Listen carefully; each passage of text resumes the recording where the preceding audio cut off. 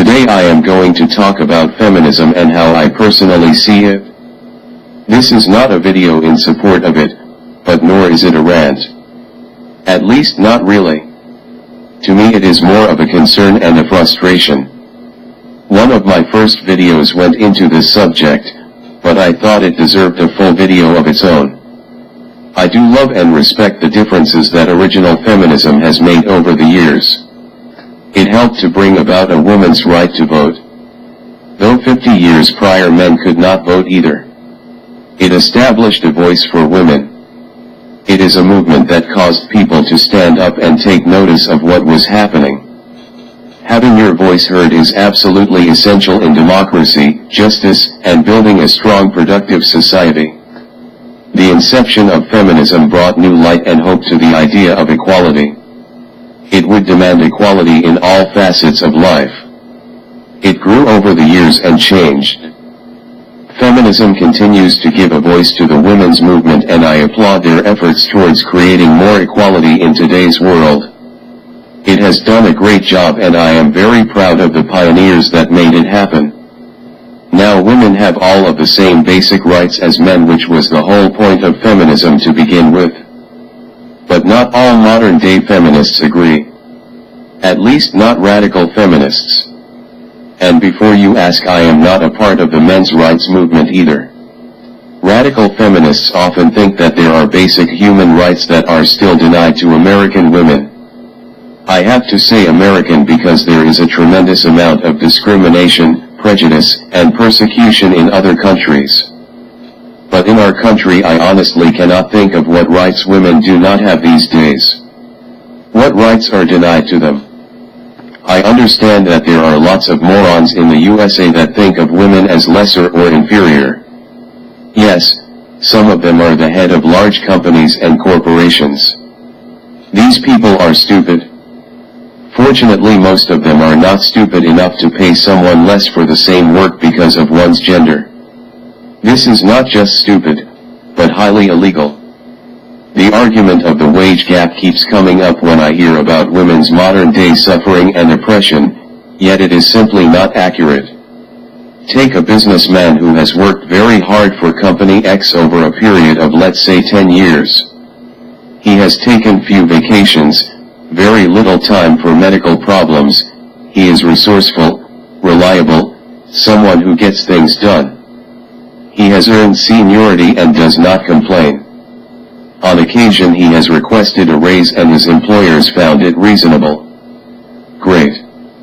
Now if in the equation you change one small factor, the gender, would there be a difference in pay? Based on absolutely no other factors or alterations. Do you truly believe there would be a big change? Now what if these were two separate people with exactly the same stats? No differences beside gender whatsoever. Can you honestly tell me there would be a pay gap? And consider how it would look in a court of law if there was. There is no possible way for a CEO to get away with this. It is neither legal or at all logical. Besides, if a man was willing to pay a woman less for the same work, then there would be no reason to hire men at all. Save money. When actually looking at all of the factors involved in a particular case, the wage gap simply disappears. Equal pay for equal work. The key word being equal. A woman working hard for 5 years at a company will make less than a man who has been there for 10. Even if they put in the same amount of effort. Statistics have also proven that women are more likely to not ask for a raise. Things like this are not considered at all when people try and crunch the wage gap numbers. It is entirely biased. So what rights are denied to only modern-day women in America? I honestly do not know. I really wish I could help in some way if I knew how modern-day American women are being discriminated against. I suppose it has something to do with patriarchy. In school I was feeling horribly oppressed. I was small, thin because of a very high metabolism, quiet-natured, and a pacifist. Someone that does not believe in violence being a solution. Except in video games, of course. But back to my point. I was terrorized by other students even in front of teachers and faculty. The principal would literally not speak to me. The counselors were a joke. Even the local police department refused to do anything to quell the violence. It was a horrible feeling. I had no defense. No voice. No say in anything. This creates an interesting perspective. Oppression. Because of this I can understand the possible mindset of some feminists. It can seem at times like the big tough guys just run everything. In our schools the jocks and straight-A students were actually listened to and had some influence. The rest of us were treated like dirt. I made decent grades, but I was not a genius, nor was I good at sports. Partly because of a lack of muscular development which is very physically difficult to attain. I was also discriminated against because of my family's lower income. We lived in a somewhat more affluent city. I do know better than some people what it is like to be oppressed. To feel powerless. Different. Alienated. But I am not. I never will be. Not because I am a man, but because I am strong enough to make my voice heard. And sometimes to do that I have to scream. Politely and reasonably, of course. I see oppression as being more of a mental thing. It is the way we feel. The way it seems to be. It is a fear. A strong feeling of being intimidated by others. The only things that have really changed in my life are my attitudes. About me and about the world we live in. But if change needs to be made, it cannot be done by simply hoping. I have to speak up and create open dialogues with the right people. And I do. Now we come to equality. What does it mean exactly? If there are no actual legal rights that are denied us, then are we not equal to one another? Oh, yes, of course. Social status. Just like I was considered to be less because of economic status. Actually, I am still considered less of a man by women because of that today. I think equality partly comes from inside us. An emotional imbalance may cause someone to feel inadequate.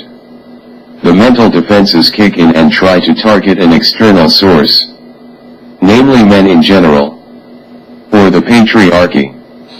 This is just one answer. But if people truly want equality, then why are there so many double standards? It is considered perfectly fine for a woman to physically attack or assault a man, but never the other way around. Naturally, I do not want violence on either side, but surely you see my point. If you are on a date or perhaps just talking to someone in a restaurant or bar, it is considered perfectly acceptable for a woman to use vulgar innuendos, insult the man's body, and humiliate him. But how about the other way around? Is it acceptable? Of course not. Women in larger cities complain about men spreading their legs on buses and subways. Yet it is fine for a woman to take up more than one seat with a purse or handbag. It is a stupid and childish argument, but such is the nature of double standards. It is considered sexist and disgusting for a man to look at a woman in a bikini, for example. Even so much as glance at her. Women looking at men, however, in any state of undress is perfectly fine. Strip clubs are the perfect example in this case. With feminism, objectification only exists when men do it. Although it is actually one of the most natural things we do as human beings. These are just a few examples out of dozens. There is no equality in this way of thinking. Sexism against women is not a problem. Sexism period is the problem. If feminism truly fights for equality, then no double standards could possibly exist in their ideology. Then there is something that truly upsets me. Sexual assault. Certain words are thrown around to make points without really stopping to think what they mean. Or what kind of emotional impact they have.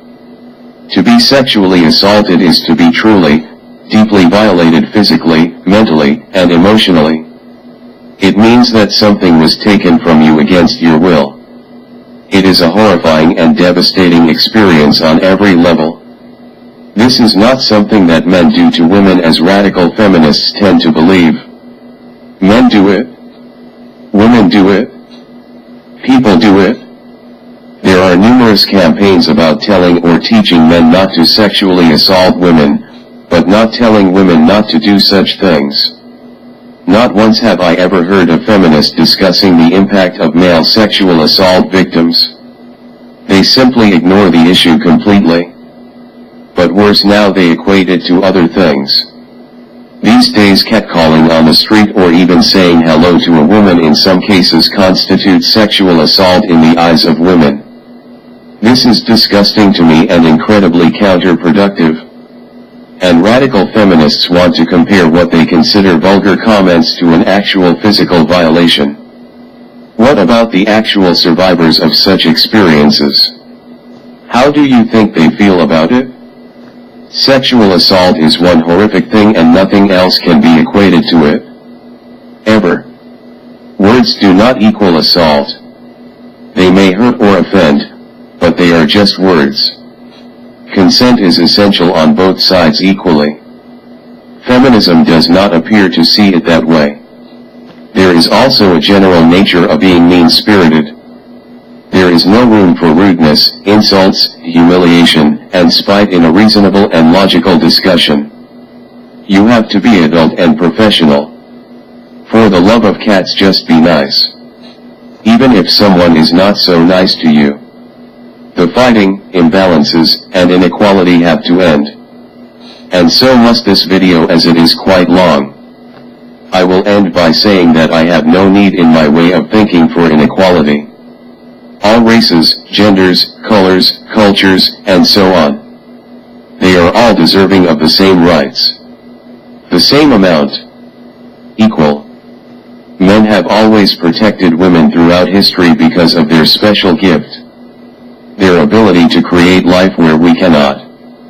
That is why men fought and died in so many wars and still do today.